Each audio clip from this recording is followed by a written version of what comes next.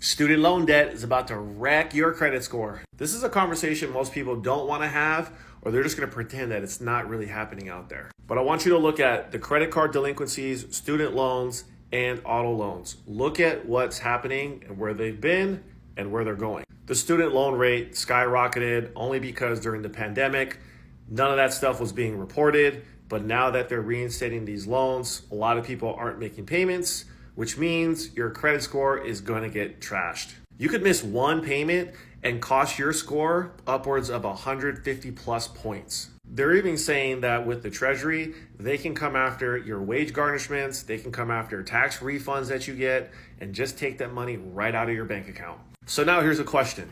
Remember all those real estate agents and those loan officers said that you can always refinance or marry the house, date the rate. And let me ask you a question.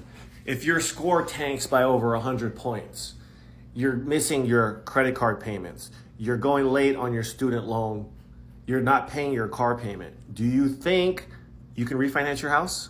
The answer is no. And that's why you have to be very careful about the advice that you take from people, because saying you can always refinance or there's always that opportunity to do it is a total lie. You still have to qualify for that refinance. Just because you're in your home does not mean that you will automatically qualify for the refi. You still have to have the credit score to do it. Your loan to value still has to be in place in order for that to happen. And your debt to income ratio. You still have to qualify for this refinance just like you qualified for your purchase. So there is absolutely nothing that's guaranteed about that entire scenario. So this is where you got to be vigilant as a homeowner. Check your credit. If you feel yourself getting into a pinch, do not wait until the last minute. Ask for help. Find ways to get help, whether it's your credit card, ask them to help you with your payment, your interest rate, your student loans. You got to do something to stay ahead of the curve, because the minute you start missing payments, your opportunities of getting help become tougher and tougher and tougher. There's so many clients I've talked to in my entire career where they've missed payments and then they reach out to the lender asking for help, and it's like there's nothing they can do.